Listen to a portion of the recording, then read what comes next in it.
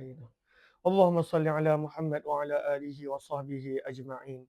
اللهم صل على حبيبنا محمد وعلى آله وصحبه أجمعين. بسم الله الرحمن الرحيم. السلام عليكم ورحمة الله وبركاته.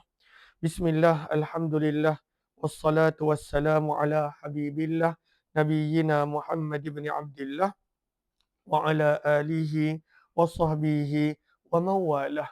سبحانك لا علم لنا إلا ما علمتنا إنك أنت العليم الحكيم، ولا حول ولا قوة إلا بالله العلي العظيم. اللهم رب اشرح لنا صدورنا. Ya Allah, lapangkanlah hati-hati kami. Wayassir lana umurana. Permudahkanlah segala urusan kami. Wahlul uqdatan min alsinatina. Bukakanlah ya Allah apa jua ikatan yang ada pada lidah-lidah kami.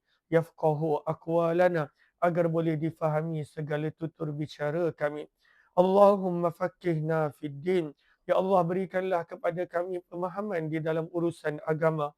Wa'allimna ta'wil, ajarkanlah kepada kami pemahaman Al-Quran. Allahumma inna nas'aluka ilman nafi'a. Kepadamu ya Allah kami memohon ilmu yang bermanfaat. Warizqan wasi'an tayyiba, rezeki yang luas melimpah ruah, lagi halal bersih suci. Wa amalan mutaqabbala, amalan yang engkau terima daripada kami. Wa shifaan min kulli da', dan sembuh daripada segala jenis penyakit. Amin ya rabbal alamin. Ahlan-ahlan kepada semua yang berada di FB Abu Fatimah Az-Zahra, yang berada di TikTok Haifa Najwa, ahlan-ahlan Nur Asikin, ahlan-ahlan masya-Allah Datuk Wira Azizan Osman, mentor usahawan, ahlan dapur dan juga semua sahabat-sahabat yang lain. Apa khabar semua? Selamat malam. Seperti biasa, kita bertemu dalam perkongsian perjalanan hidup Nabi, sirah Nabi sallallahu alaihi wasallam. Terima kasih banyak-banyak Don SG. Moga Allah balas dengan rezeki yang melimpah ruah, lagi berkah. Maka seperti biasa, setiap malam jam 11 malam, sebelum kita melelapkan mata, sebelum kita tidur, kita nak mendengar beberapa kisah, beberapa sirah daripada perjalanan hidup baginda Nabi sallallahu alaihi wasallam. Lagi-lagi Allah memang menjadikan Nabi supaya kita contohi. Firman Allah di dalam suratul Ahzab, demi sesungguhnya pada Rasulullah itu adalah uswatun hasanah, contoh tauladan yang terbaik. Maka Nabi SAW adalah ikutan kita, bukan sekadar dalam urusan ibadah, solat, puasa, zakat, akan tetapi seluruh aspek hidup Nabi kita patut jadikan contoh dan teladan dalam kehidupan kita. Orang yang mengikuti Nabi, Allah janji dengan dua janji dalam surah Ali Imran. Firman Allah, orang yang mengikuti Nabi, fattabi'uni. Yang pertama, Allah akan cinta akan dia. Yuhibbukumullah. Orang yang ikut Nabi sallallahu alaihi wasallam, maka Allah akan ampunkan juga dosa-dosa mereka. Wa yaghfir lakum dzunubakum. Ahlan-ahlan Kamisah HMS Haifa, ahlan-ahlan Zaini Muhammad Hashim. Mohon dia sebaik bantu share, bantu untuk kongsi, tag rakan-rakan, sebarluaskan, mudah-mudahan lebih ramai yang beroleh manfaat. Kita menggunakan sebagai panduan setiap malam kitab sirah Ar-Rahiqul Maktum karangan Syekh Safiur Rahman Al-Mubarak Furi, dan kita telah tiba pada muka surat 511. Semalam kita telah baca bagaimana 20 orang mastermind daripada kalangan orang-orang Yahud Khaybar, pemimpin Yahud Khaybar, mereka telah berlega di tanah Arab untuk mencari orang bersama dengan mereka menghapuskan Nabi SAW. Kerana dengkinya mereka kepada Nabi, hasadnya mereka kepada Nabi SAW. Maka 20 orang pemimpin Yahud ini telah berjaya mengumpulkan orang-orang Quraisy, orang-orang Arab Najd, Ghatfan, dan juga beberapa kabilah-kabilah Arab kecil yang lain untuk bersama mereka memerangi Nabi. Maka semalam kita telah baca mereka berjaya mengumpulkan 10,000 tentera. Dan inilah kali pertama tentera Islam, Nabi dan para sahabat berhadapan dengan jumlah tentera yang ramai. 10,000 zaman tersebut ramai. Zaman kita, sekali orang buat tawaf di Masjidil Haram, itu pun jumlahnya dah beberapa ribu. Zaman dulu, 10,000 adalah ramai. Macam mana kita nak faham ramainya 10,000? Semalam kita telah baca, kata penulis kitab rahimahullahu ta'ala, maka 10,000 tentera musyrikin adalah lebih ramai daripada seluruh penduduk Madinah. Penduduk Madinah waktu tu tak ramai. Ketika itu lebih kurang 5,000 ataupun 5,000 lebih anggaran. Tak ramai. Tentera Islam pun yang lelaki dewasa hanya 3,000. Maka seluruh tentera musyrikin lebih ramai daripada seluruh penduduk Madinah. Dan ini Nabi diuji. Maka Nabi SAW bila dapat tahu, Nabi buat mesyuarah. Semalam kita juga telah sebutkan bagaimana pentingnya mesyuarah dalam kehidupan.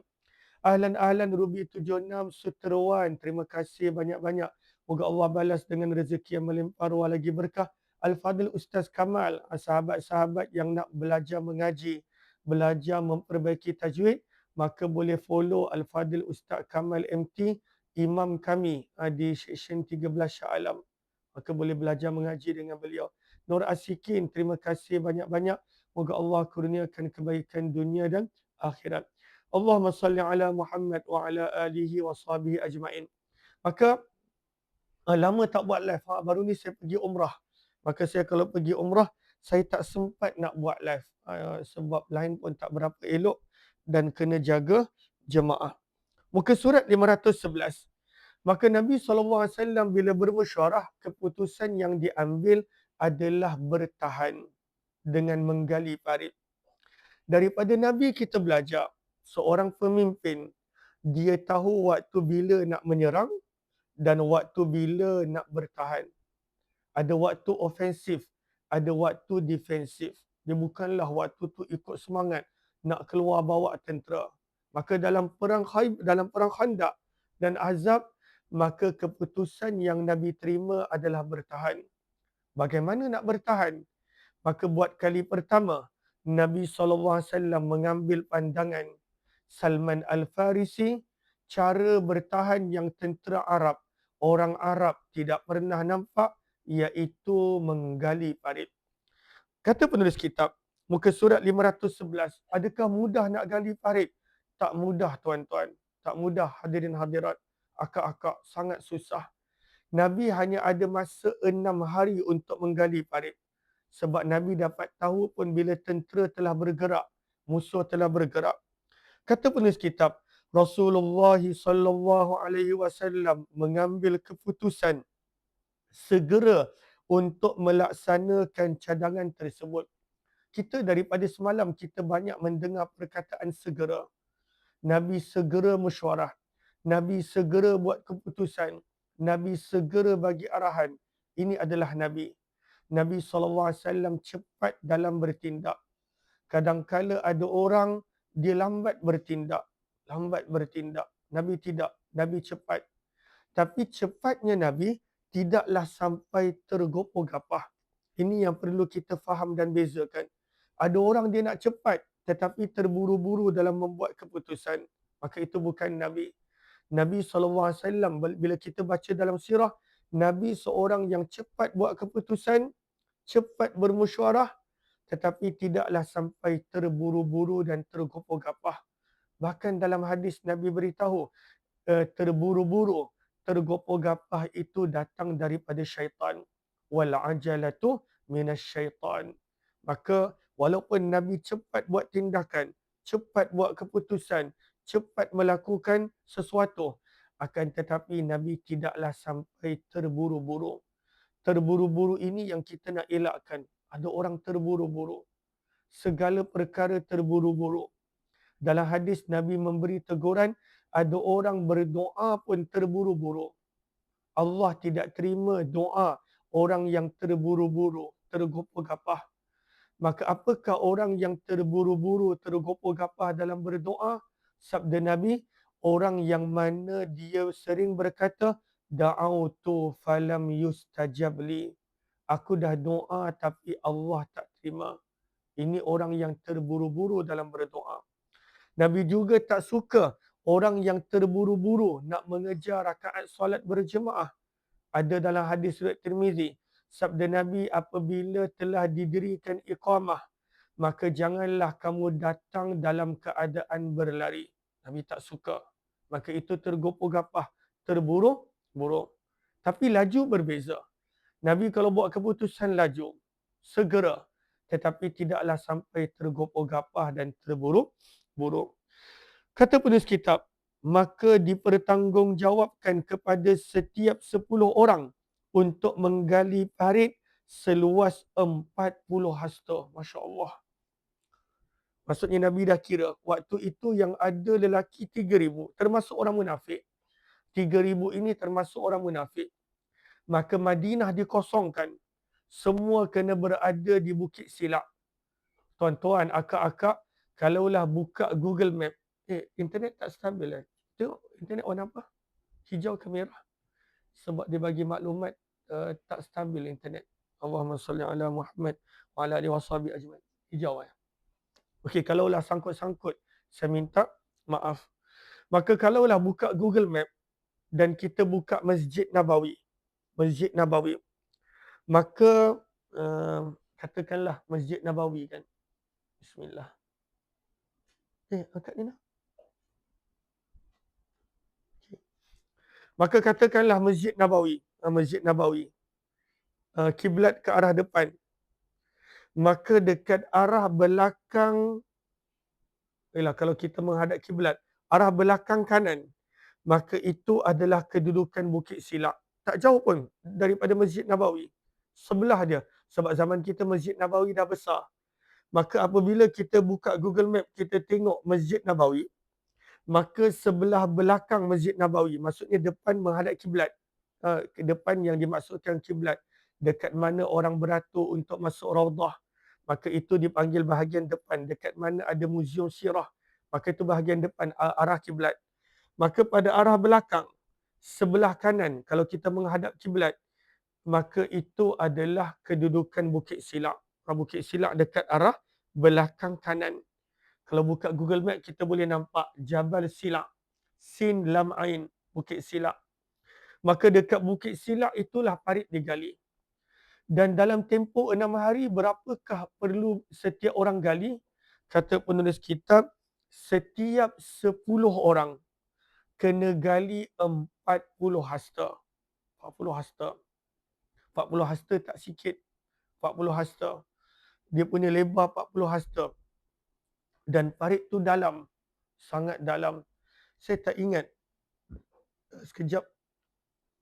Saya ada tinggal dalam nota kedalaman parit.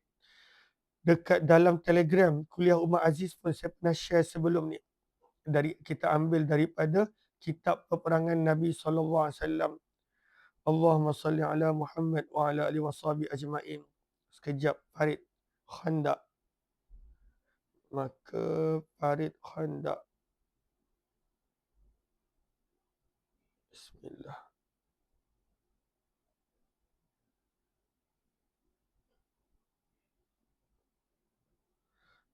Jumlah parit. Sekejap, saya tengok dalam nota saya. Allahumma salli ala Muhammad wa ala alihi washabihi ajma'in. Okey. Maka berapakah jumlah parit? Ini diambil daripada kitab peperangan Nabi. Maka panjang parit yang perlu digali dalam tempoh 6 hari. Dalam tempoh 6 hari, tak lama. Adalah 2.7 kilometer. 2.7. Dan zaman itu tak adalah peralatan macam zaman kita. Ada backhoe. Zaman kita nak menggali lubang, ada peralatan yang banyak. Zaman tu tak ada. Maka panjang parit itu adalah 2.7 kilometer. Berhadapan dengan Bukit Silak. Dalamnya lebih kurang 9.1 meter. Bayangkan menggunakan cangkul. Menggunakan pada waktu itu peralatan-peralatan biasa. Dalam parit yang nak kena gali para sahabat dalam tempoh 6 hari, 9.1 meter. Lebar parit itu sebab supaya kuda tak boleh seberang. Zaman dulu kuda-kuda perang dahsyat. Dia boleh lompat jauh. Maka lebar parit itu adalah 18.3 meter. 2.7 kilometer panjang, kedalaman 9.1 meter dan lebar 18.3 meter. Masya Allah. Dalam tempoh 6 hari. 3,000 orang sahabat. Maka Nabi bahagikan setiap 10 orang satu pasukan. Setiap 10 orang satu pasukan. Maka setiap 10 orang mereka ketika itu kena gali sebanyak 40 hasta. 40 hasta. Ketika itu bayangkan kedalaman 9.1 meter. Allahumma salli ala Muhammad wa ala alihi wa sahbihi ajma'in. Maka setiap 10 orang kena gali 40 hasta. Tambah dengan 9.1 meter kedalaman. Kita kadang-kala nak bercucuk tanam, gali sikit pun kita dah boleh demam urat. Nah, kalau orang tak biasa. Bayangkan para sahabat, mereka perlu siapkan dalam tempoh 6 hari. Radiyallahu anhum. Kata penulis kitab, maka orang Islam dengan cergas bekerja menggali parit. Nabi SAW juga turut sama menggali parit. Ini adalah akhlak Nabi. Walhal Nabi boleh je tak buat. Sebab Nabi ketua. Tapi Nabi pun turut menggali parit. Daripada sini kita belajar akhlak Nabi sebagai seorang pemimpin. Nabi pun turut turun padang. Nabi SAW pun turut bersama.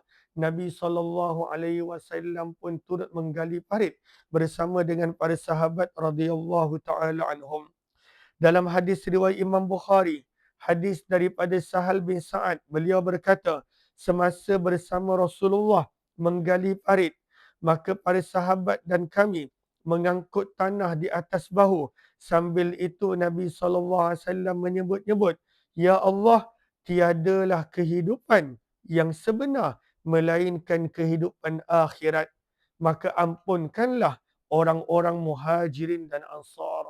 Maka Nabi naikkan semangat dengan Nabi mendoakan mereka.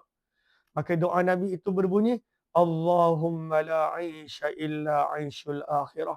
Ya Allah, tak ada kehidupan yang sebenar kecuali kehidupan akhirat. Itu kehidupan sebenar. Kehidupan yang kekal. Kehidupan yang tidak ada penghujung. Ya Allah, faghfir lil ansari wal muhajirah. Sabda Nabi, Ya Allah, ampunkan golongan ansar dan golongan muhajirin. Maka Nabi mendoakan dan para sahabat bersemangat untuk mendapat doa Nabi sallallahu alaihi wasallam.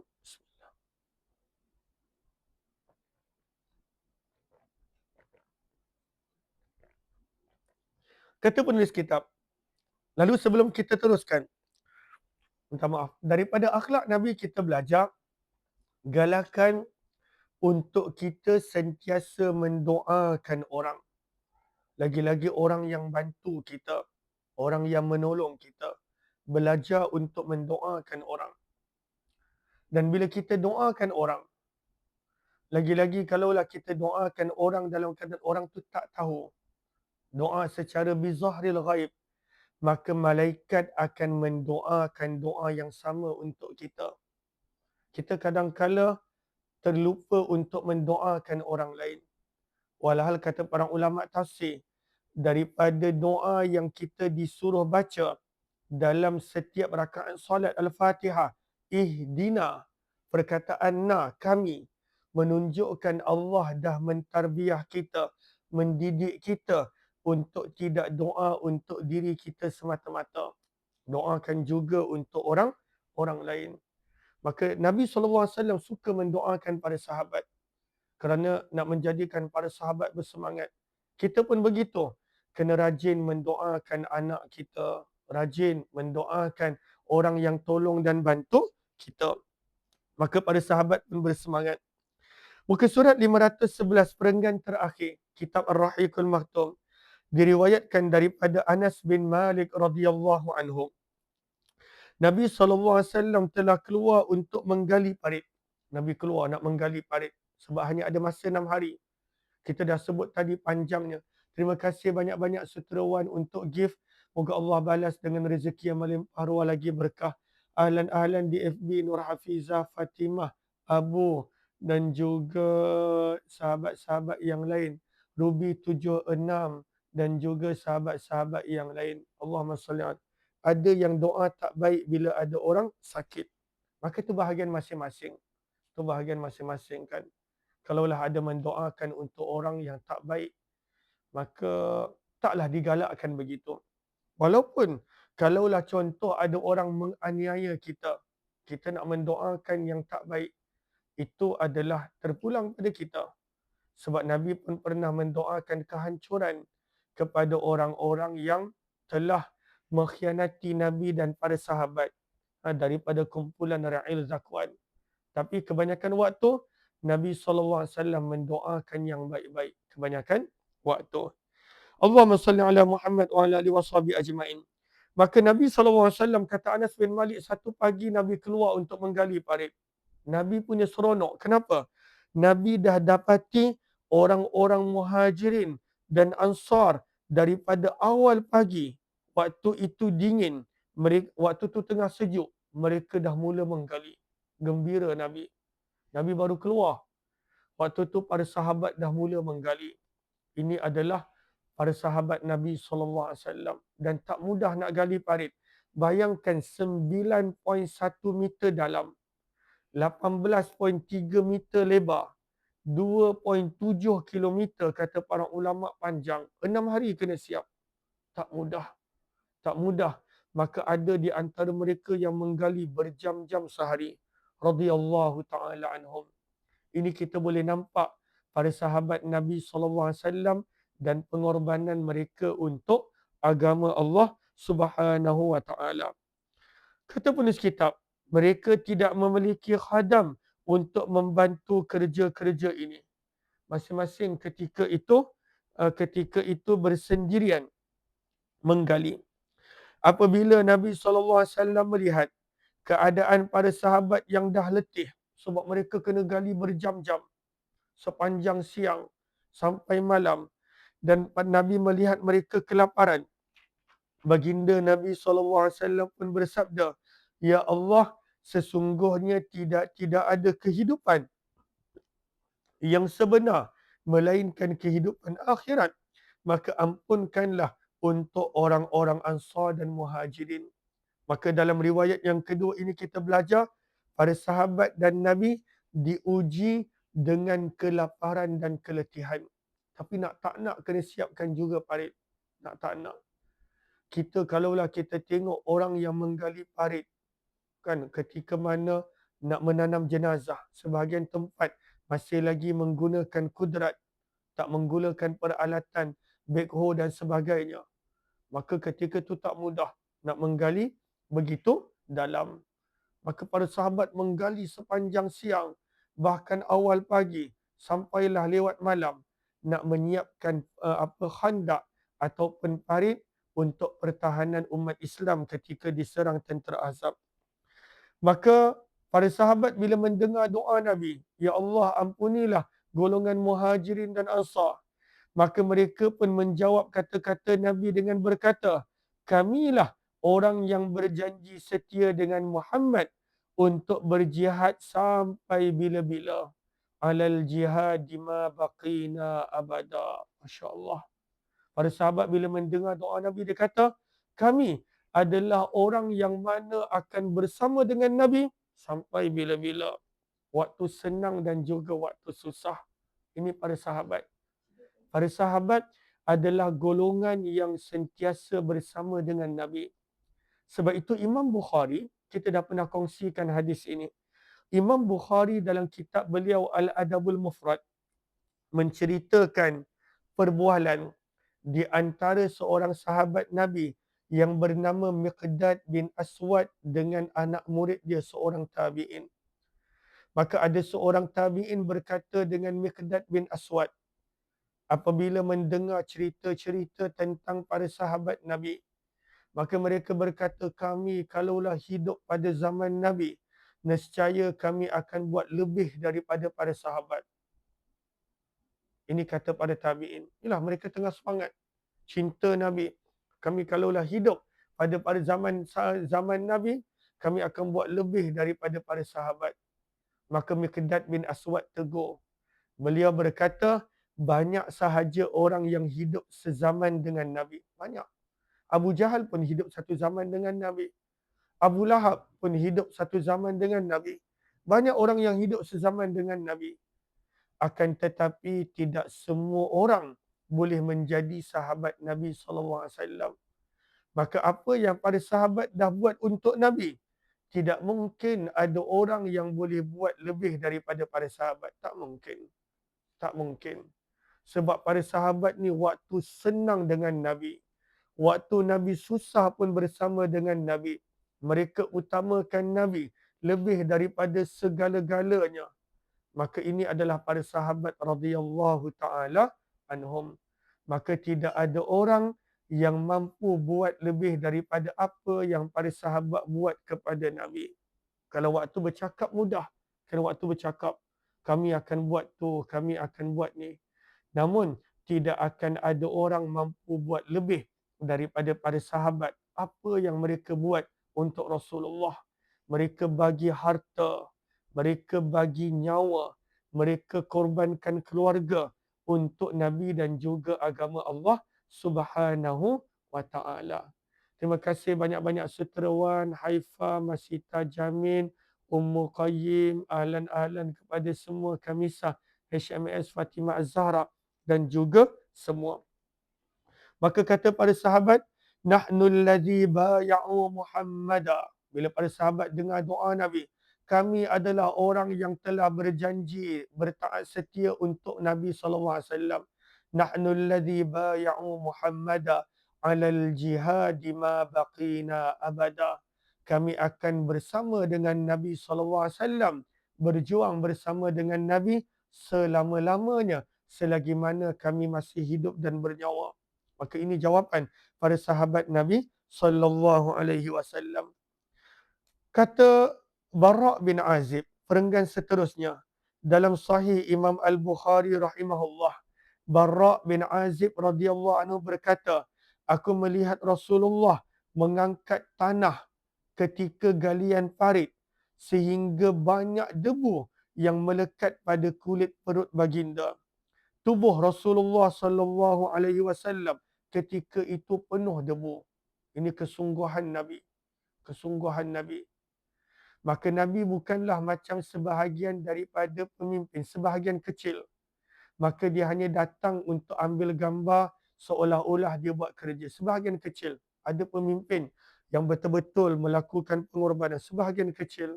Ketika itu dia pegang penyapu, ambil gambar. Ataupun pegang paip, ambil gambar. Kata Bara' bin Azib, Nabi ni bersungguh-sungguh menggali parit. Penuh badan Nabi SAW dengan debu. Nabi angkat debu, keluarkan debu, tanah ketika mana penggalian parit. Maka ini Bara' bin Azib meriwayatkan tentang kesungguhan Nabi SAW. Walaupun Nabi kalaulah tak buat apa, para sahabat tetap buat. Tetapi ini adalah contoh kepimpinan, leadership. Ini akhlak Nabi sallallahu alaihi wasallam.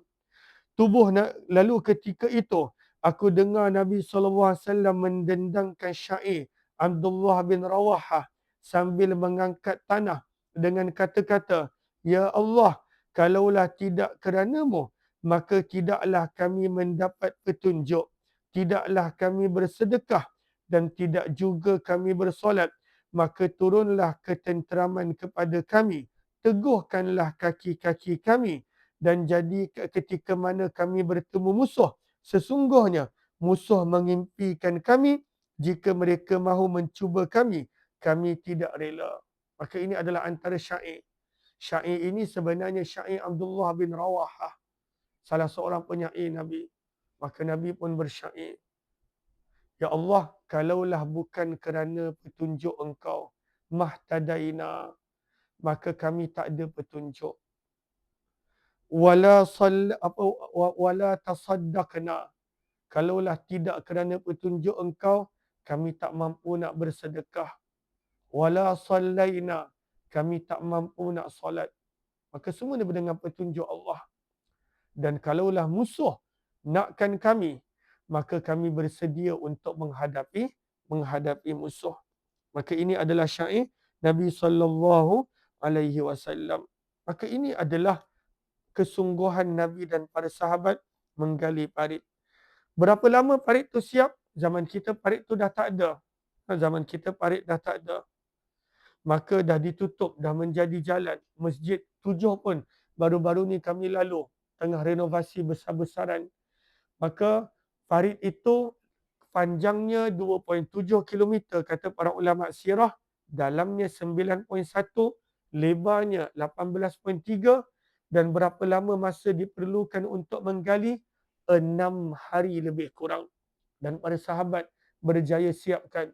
Ketika tentera Ahzab sampai, terkejut mereka. Mereka tak pernah melihat cara perang yang seperti itu kerana itu adalah cara perangnya orang-orang Farsi yang tidak pernah digunakan oleh bangsa Arab. Wallahu a'lam. InsyaAllah kita akan sambung esok. Sehari kita ada 3 kali program. 8.30 pagi hayati Quran, 6 petang penawar hati dan 11 malam sirah Nabi. Yang 6 petang ni saya tak sempat buat lagi. Sebab kebelakangan ni program saya banyak. Tapi doakan kita dapat mulakan semula insya-Allah. Terima kasih semua. Fatimah Azhara, Haifa Najwa, Abu Kamisah HMS, Nur Asikin, Haifa Najwa dan juga Suterawan. Terima kasih banyak-banyak. Jumpa lagi semua. Cik Nah. Assalamualaikum warahmatullahi wabarakatuh. Subhanallahi wa bihamdih. Subhanakallahumma wa bihamdika nashhadu an la ilaha illa anta nastaghfiruka wa natubu ilaik. InsyaAllah esok ada kuliah subuh dengan kitab 40 hadis bagaimana Nabi mendidik para sahabat. Wallahu a'lam. Jumpa lagi insyaAllah.